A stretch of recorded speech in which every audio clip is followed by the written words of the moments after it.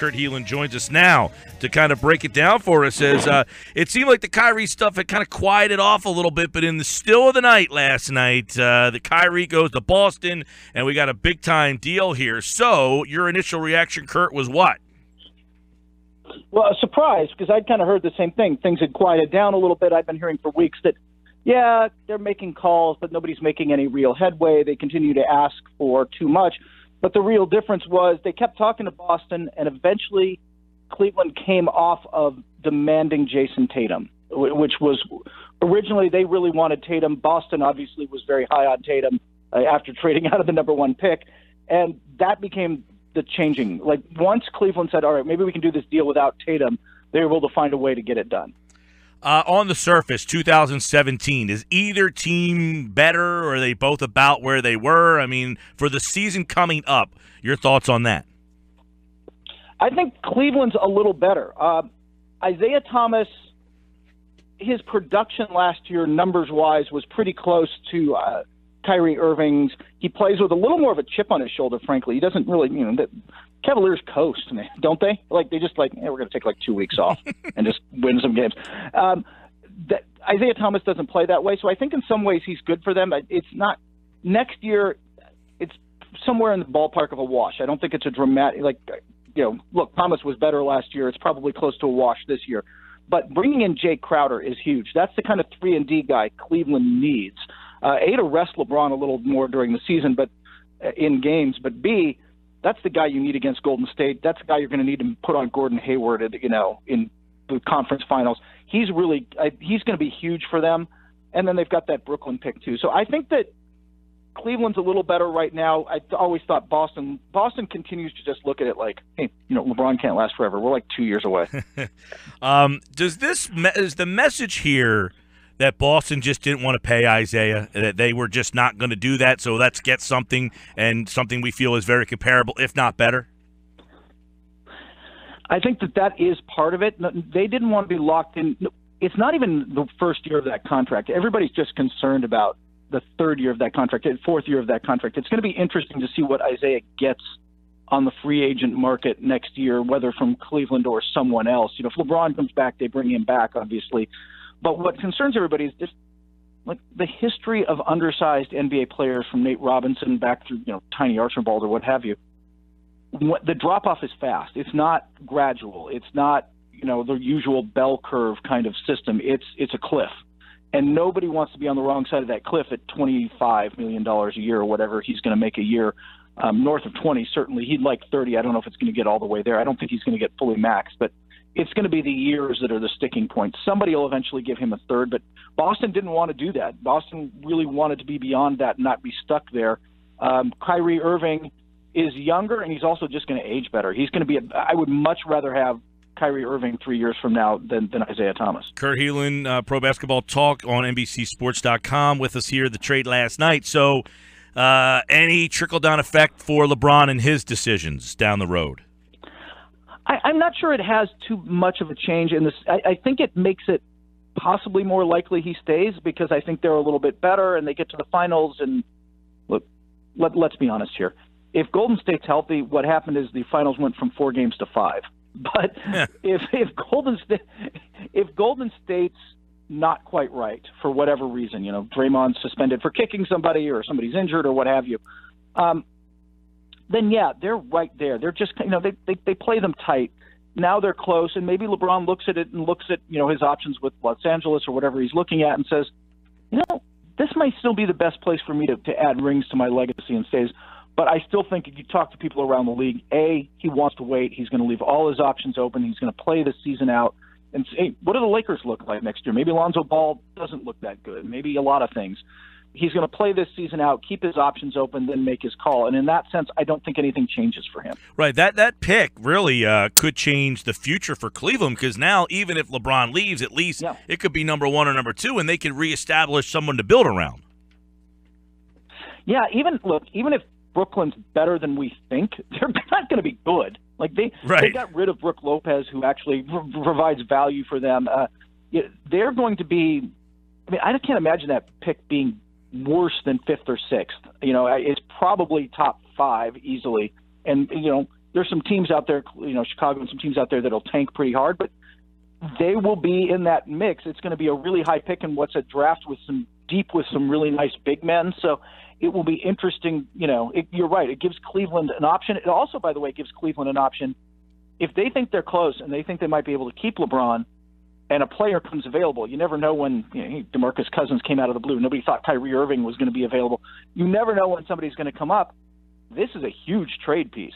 So if something does come up that they really are interested in, they have a huge piece to go get it. Kurt Helin's with us, NBC Sports Pro Basketball Talk. So even after all this, it's Golden State, Cleveland, Boston. Has this changed any threats to this season at all? I mean, I know it looks like these two teams are virtually in the same spot, but it's made this huge deal, and nothing's really changed in the league, right? In the short term, yeah, I think Boston might be better off long term with this deal just because I think Kyrie ages better. But in the short term, I don't know that it really changes the balance of power. I think it's Golden State on their own tier, Houston, probably Cleveland on that second tier, and then we'll see. Maybe Boston's better than I think, but they're going to have to prove to me. They gave away a lot of defense this summer, didn't they? Oh, yeah. Avery Bradley's gone, and now, in this trade, they gave up guys, well, not Isaiah Thomas, but they gave up Jay Crowder. That's quality defense out the door for them that they're going to miss, and they've got to prove to me they can replace. So I'm a little less sold on them, but maybe I'm underestimating them, and they're in that mix too.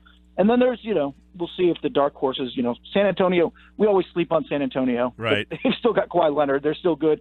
And I still think Oklahoma City is going to be better than people think. I think that team's going to defend really well, and if they can figure out the offense with George and Russell Westbrook, they could be dangerous. Now, there's been some reports out there about Isaiah Thomas's hip, which kind of goes to what you're saying, the durability, the breakdown factor there.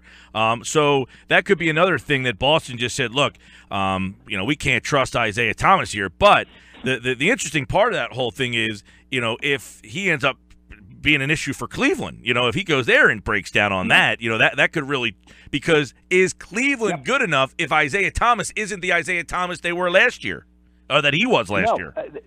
No, they start to drop off. Look, then their starting point guard becomes Derrick Rose. Right. It's not a good drop off for them. So, yeah, they need him to be healthy, and it is a concern.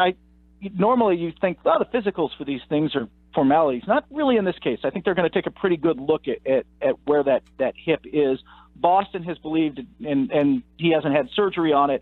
It's been more of if we rest it, we rehabilitate it, he'll be ready right about the start of the season or, right about training camp. We'll see. If he's, like you said, if there's any breakdowns there, they just don't have that much margin for error. And Boston's still really good.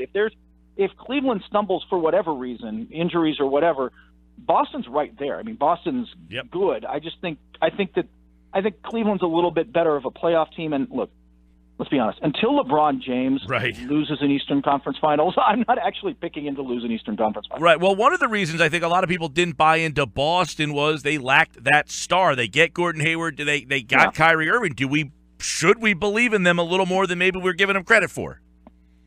Maybe. I mean, I want to see how those two play together, and I want to see Kyrie. He likes isolation basketball. He likes taking things on himself at times. That's not really how Brad Stevens' systems work. He's got to buy into what Brad Stevens is selling there, and if he does, I think he's going to get great looks. I can picture like really nice dribble handoff plays with Al Horford and stuff where you've got two threats with the ball and it becomes really hard to handle him. He's going to have to buy into that more than in Cleveland, but I think that was with Tyronn Lue there was very much a permissible, hey, let's play this way. You guys want some ice? I'm not sure that Boston's going to be that way. I think he's going to have to buy in with what Brad Stevens is doing. We know Gordon Hayward will. They go back far enough. Kurt Helin's with us here, ProBasketballTalk.com on NBC Sports. While we have you, real quick, should Sixers fans be concerned at all at Joel Embiid still not cleared for any basketball activities? We're getting into September now. Yeah, I mean, well, shouldn't you just be concerned with Joel Embiid, period, at this point health-wise? I mean, just that should be a permanent state of concern until proven otherwise. But, Constant. Yeah, I mean, a little bit. I mean, I know Ben Simmons. I was just writing up Ben Simmons has been cleared, which is a good sign. You're still obviously going to pick your spots a little bit with Embiid more than some guys, but they need him back. If he plays 65 games, this is a really nice playoff team. But you've got to get some guy. I got to see Simmons play. I got to see Fultz play. I got to see Embiid play. I want to put them on the timeline. I want to be excited and say, man, this is the up and coming team in the East. We need to see him play some games before I fully get into that. But if I were a Sixers fan, I'd be hopeful. Ben Simmons dunking on Australian 5'10" guys didn't get you excited? Yeah, I saw that video. I was actually thinking of running it until the trade went down yesterday, and I came up with other things that might be better, more quality. But it was so funny because it looked like my YMCA pickup, the pickup games where I'm like, really? Okay. I couldn't believe it. I can't believe the Sixers were thrilled to see that video. I don't. Yeah, but those guys play against each other all the time. There are pickup games at UCLA that just have to make every summer because everybody's out in LA that make GMs wince because it's just way more physical than it is during an NBA season. Gotcha. There's no ref there calling stuff. So I think those concerns are out there. But if a guy gets hurt playing, a guy gets hurt playing. Kurt Helin, Pro Basketball Talk on NBCSports.com. Kyrie in Boston, Isaiah in Cleveland. Thanks, Kurt. Anytime.